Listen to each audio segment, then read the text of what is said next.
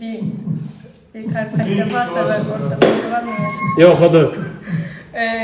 Bir aşk. Yok. Azərbaycan mahnısıdır belə deyim. Ha. Pop mahnısıdır.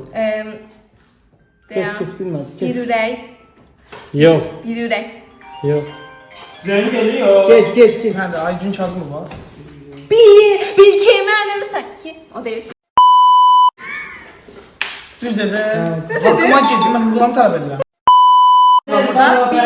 Bir kemənim sanki. Oksigenim. Bunlar.